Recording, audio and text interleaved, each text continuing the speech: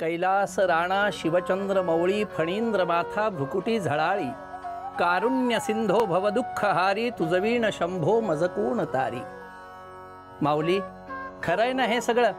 ज्या ज्या वेळेला जीवनामध्ये संकट येतात त्या त्या वेळेला आपल्याला केवळ आणि केवळ तोच आठवतो। पण स्वतःवर जरी कितीही संकट आली तरी सुद्धा केवळ तुझ्या मनात एकच इच्छा असते, एकच भावना असते की आपल्या कुटुंबियांचं सर्वांचं व्यवस्थित व्हावं। स्वतः संकटात असताना देखील आपल्या कुटुंबियांच्या हातून कोणतीही चूक घडू नये, पातक घडू नये, ही केवळ आणि केवळ एवढीच एक इच्छा तुझ्या मनामध्ये असते। अशी त्या अंबाच्या मनामध्ये भावना आहे की जिच्या मस्तकावर लखलखत पातं तळपतंय, केव्हाही तिचा मृत्यू होऊ शकतो। आणि असं असताना देखील महाशिवरात्रीच्या पर्वदिनी आपल्या पतीच्या हातून शिकार घडू नये, दुष्कृत्य घडू नये, ही भावना त्या अंबाच्या मनामध्ये। पण ही परीक्षा सोपी नाही माऊली, कारण अशाच निमित्ताने चंद्रभानच्या सत्वाचा आणि तत्वाचा कस लागायचा आहे। आणि केवळ चंद्रभानच्याच नाही तर अंबाच्या देखील। ओम नमः शिवाय, ओम नमः शिवाय, ओम नमः शिवाय, ओम नमः शिवाय।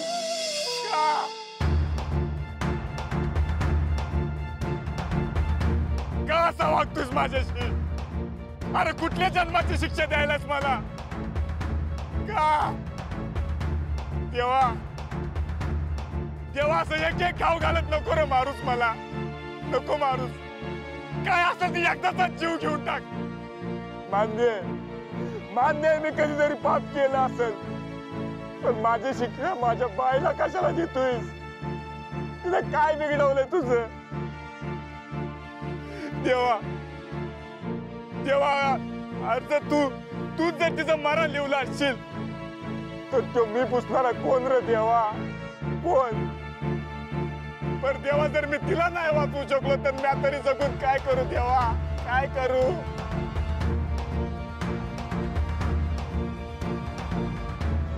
देवा, मी मरणार, पण मी तुला बी माझ्या संगत घेऊन जाणार। तुला बी माझं मरण बघावं लागेल देवा, तुला बी माझं मरण बघावं लागेल।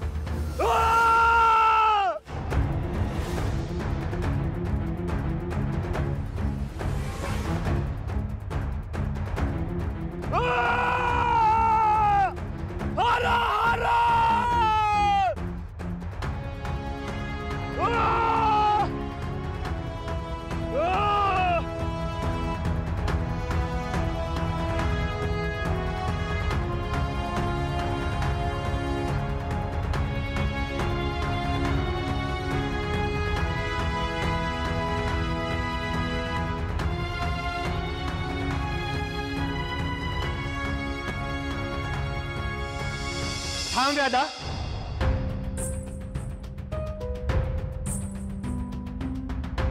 आम्ही आलोय। तुला दिलेलं वचन आम्ही पूर्ण केले।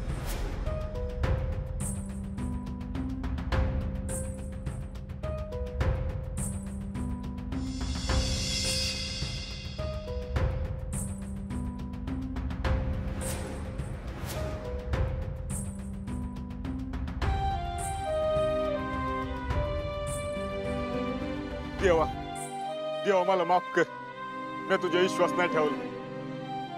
माझी बुद्धी कुठे शेण खाय गेली ती कुणाच ठाऊक।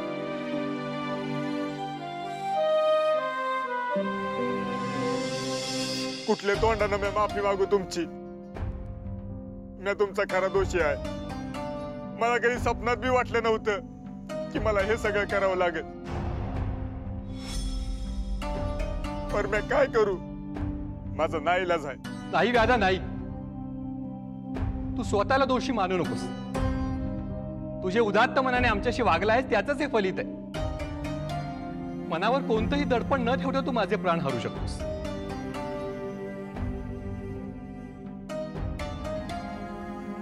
स्वतःला तुझ्या स्वाधीन केले। हो व्याधा, तुझे उपकार मानावे तेवढे थोडेच। तुझ्यामुळे मी पिल्लांना जन्म देऊ शकले, भरून पावले मी। ह्या माझ्या बहिणी माझ्या पिल्लांचा सांभाळ करतील, काय बोलतेस तू ताई? तू आई आहेस त्यांची, त्यांना दूध पाजण्याची, त्यांच्यावर माया करण्याची जबाबदारी आहे तुझ्यावर. मी बघ ना पिल्ले ना पाना, आणि तसाही माझ्या आयुष्याला तर काहीच अर्थ उरला नाही. किमान जीव देऊन कोणाच्या उपयोगी तरी पडेल. हे व्याधा, तू माझे प्राण घे. नाही नाही, तुमची मोठी बहीण जिवंत असताना तुम्ही असं कसं बोलू शकता? ही माझी बहीण माझ्या मुलांचा सांभाळ करेल. तुम्ही दोघी माझ्या मुलांसोबत असताना मला कसलीच चिंता नाही. हे व्यादा, तू माझे प्राण हेर. मी स्वाधीन आहे तुला. नाही व्यादा, नाही. या तिघांना यांचं हित कळत नाही. संपूर्ण सृष्टीला यांची गरज आहे. पण कुटुंबाचा प्रमुख म्हणून यांचं संरक्षण ही माझी जबाबदारी. तू माझेच प्राण घ्यायला हवेस व्यादा. तुम्ही सर्वजणी मागे सरा. हे व्यादा, आम्ही विनंती करतो, आमच्या माता पित्याला सोड. तू आमचा जीव घे. आमच्या नंतर ते इतर पिल्ल जन्माला घालतील. हे व्यादा, तू मला मार. नाही नाही, ताईला नको, मला मार. माझे प्राण हर. नाही नाही, माझं तू माझे प्राण हर. नाही, मला मार तू, मला मार. व्यादा, मी आहे. माझे प्राण हर तू. माझे प्राण घे तू. व्यादा, नाही. माझे प्राण घे. माझे प्राण. व्यादा, तू माझे प्राण हर. मला व्यादा, माझे. व्यादा, मी आहे. माझे प्राण हर तू. देवा, अरे अजून काय काय पाप माझ्या हातून घडवणार आहेस? इथं म्या माझ्या बाईसाठी ह्यांचा जीव घ्यायला निघालो होतो, आणि हे समजे माझ्यासाठी आपला जीव द्यायला निघाल्यात. पोरांनो, अरे हरणाच्या कातडापायी मी फार आंधळा झालो होतो रे. पण नाही,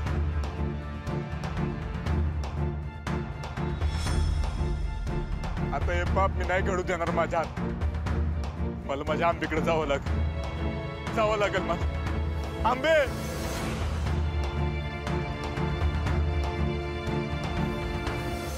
ओम नमः शिवाय. ओम नमः शिवाय. ओम नमः शिवाय.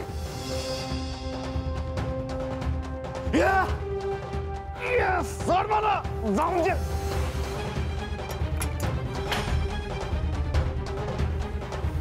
मालक चंद्रबान वाड्यावर आलाय. शिला आणलाय तरी नाही जी. नाही आणला? असा कसा नाही आणला?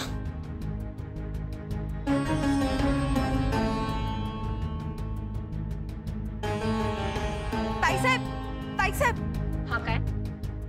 बाहेर तो व्याध आलाय. व्याधाला? कला, त्याने तो सुवर्ण मृगाचा शिला आणला. कसा आहे तो? चमकतोय ना? त्याचे झगमगाने सारा वाडा उजळून गेला असेल ना? बोल ना, सांग ना, कसं आहे ते?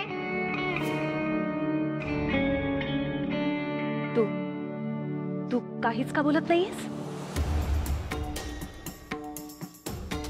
अच्छा, कोण कुठली ती अंबा? तिने तो शेला पांघरला तेव्हा तिचं कौतुक करताना तुझं तोंड थांबत नव्हतं. भरभरून कौतुक करत होतीस तिचं तू.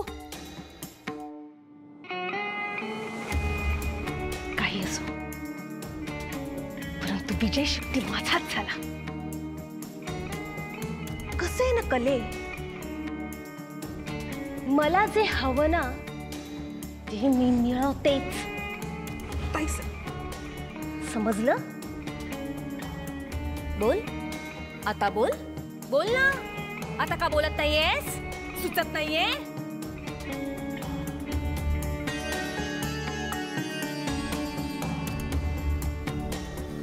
ओम नमः शिवाय. ओम नमः शिवाय. आंबे, मी आले. ये सोड.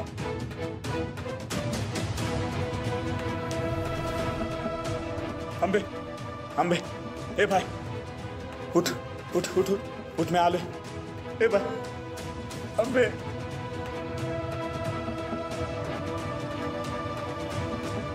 आंबे, आंबे, उठ भाई. ए भाई, उठ उठ. धनी धनी तुम्ही आलासा? आंबे मला माफ कर आंबे. मी नाही मारू शकलो त्या हरणांना आंबे. आंबे मला माफ कर. हेच तर ऐकायचं होतं मला. आजच्या दिवशी शिकार करायची नाही हेच आपल्या मनात होतं. आणि महादेवाच्या मनात बी हेच होतं बघा. होय आपल्याला देव पावला. होय आंबे. आपल्याला महादेव पावला. महादेवा महादेवा. आंबे इथनं चल लवकर लवकर.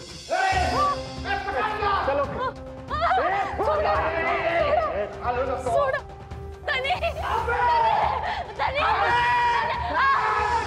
लाज नाही वाटत तुम्हाला? तुमच्या नाका घालून तो आतमध्ये शिरतोच कसा? हे सगळं सोडा, मला ती सांगा, त्या आंब्याचा पती आला, त्याने तो शेला आणला, कसा येतो मला दाखव. अनुसया, चंद्रभान वनातून आलाय. पण पण पण त्यांनी शेला नाही आणलाय. शेला नाही आणला? त्याने तो शेला नाही आणला? का नाही आणला? आणि हे तुम्ही मला सांगताय त्याच्या या कृत्याची शिक्षा म्हणून त्याचा शिरच्छेद करून माझ्या समोर का नाही आणलं? हेच हेच तुमचं प्रेम? हा, हेच तुमचं प्रेम? कोण कुठला तो व्याध, त्याच्या पत्नीसाठी तो तुमच्या विरोधात उभा राहतो आणि तुम्ही फक्त उभे राहून फक्त बघत आहात. वा सावकार वा. अनुसया, हा फक्त तुझा अपमान नाहीये, माझाही अपमान आहे. आता फक्त बघच तू मी काय करतो ते.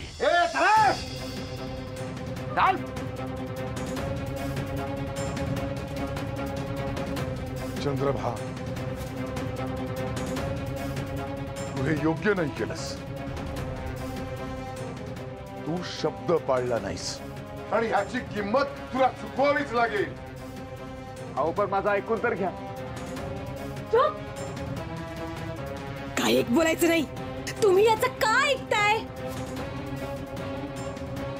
मृगाची नाही पण ह्याची कातडी सोलून काढा. शिपाई,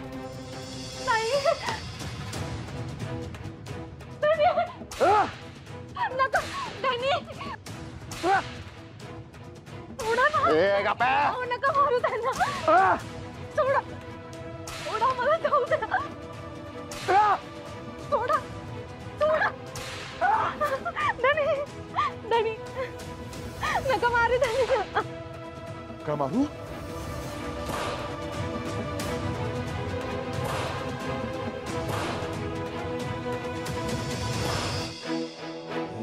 स्वामी स्वामी, हा अघोरी खेळ थांबवा.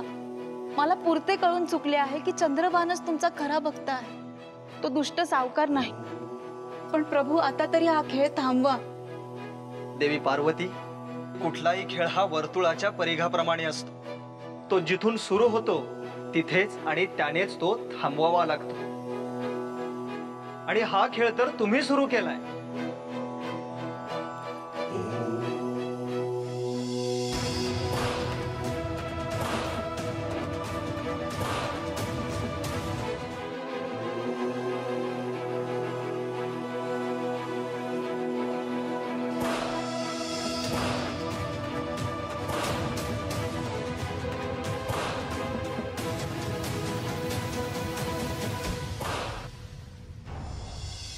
थांबा, तुम्ही त्याला इतकं मारताय, मारून मारून तुम्ही थकून गेलात, पण त्यांच्या तोंडातून एक चकार शब्द निघत नाहीये.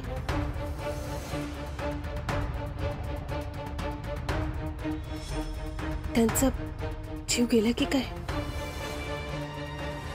मी बघते.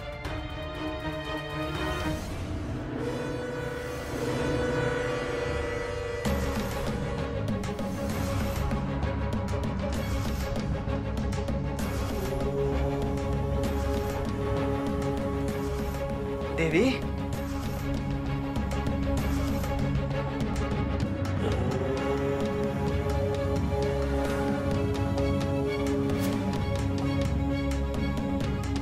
यांच्या अंगावर एकही व्रण नाहीये.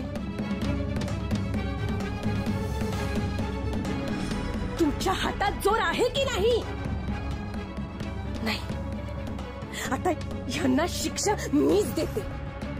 ह्यानं जर असंच सोडलं तर गावातले लोक हसतील माझ्यावर. मी आता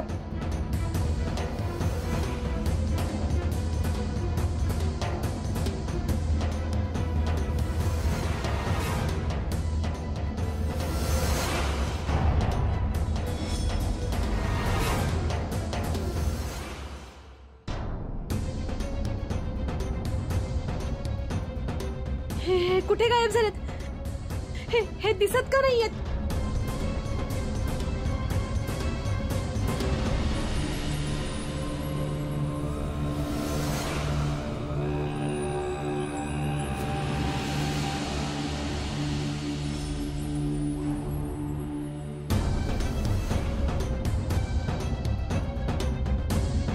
मला हा प्रकार भूतडकीचा वाटतोय. हे काय झाले?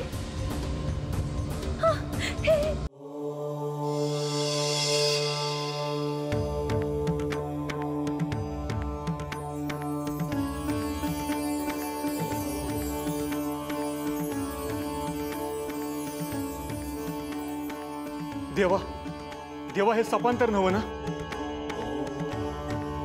धनी, आपण भरून पावलं धनी. चंद्रभान, अंबा, तुम्ही दोघांनी हे सिद्ध केलं आहे की खरी प्रामाणिक भक्ती काय असते आणि कशी असते. स्वामी, धनाच्या लखलखाटापेक्षा मनातला खरेपणा किती महत्वाचा असतो हे या दोघांनी दाखवून दिले आहे. महाशिवरात्र असताना चंद्रभानने कडक उपवास केला. हिंसा करणं हाच उपाय असून देखील अजिबात हिंसा केली नाही. उलट त्या हरणांना जीवनदान दिले. बेलपत्र व जलाभिषेक वाहिला. अजून काय हवं भगवंताला? देवी पार्वती, अगदी माझ्या मनातलं बोललात. चंद्रभान, अंबा, तुमची भक्ती ही मृत्यू लोकासाठी एक प्रमाण म्हणून पाहिले जाईल. आणि या दोघांसमवेत त्या सर्व हरणांचे स्थान माझ्या मनामध्ये कायम राहील.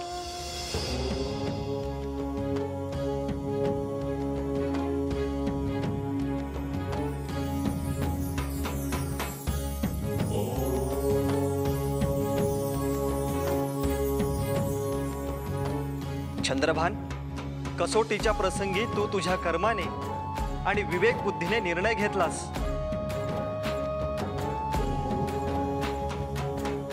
आणि अंबेचा जीव धोक्यात असून सुद्धा तू या हरणांना अभय दिलेस. आणि या हरणांनी सुद्धा तुला दिलेलं वचन मोडले नाही आणि घेतला वसा सोडला नाही. आणि म्हणून तुम्ही सर्व कृपेस पात्र आहात.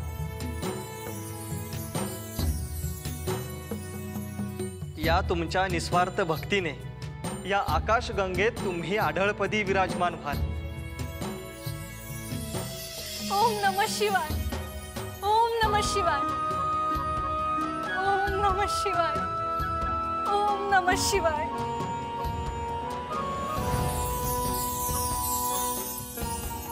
चंद्रभाननी जे काही सत्कर्म केलेलं आहे त्या सत्कर्माच्या माध्यमातून प्रत्यक्ष शिवशंकर भोलेनाथ प्रसन्न होऊन केवळ चंद्रभानच नाही तर अंबाला देखील तारामंडलामध्ये त्यांनी आढळ स्थान करून दिलेलं आहे.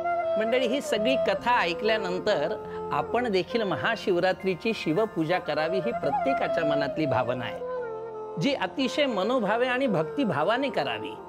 आणि याच माध्यमातून खोलवर दूध याची जी कथा आहे ती आपल्याला लवकरच उद्याच्या भागात बघायची आहे. आणि म्हणूनच आपल्या सर्वांना मी सांगू इच्छितो, उतू नका, मातू नका, घेतला वसा टाकू नका.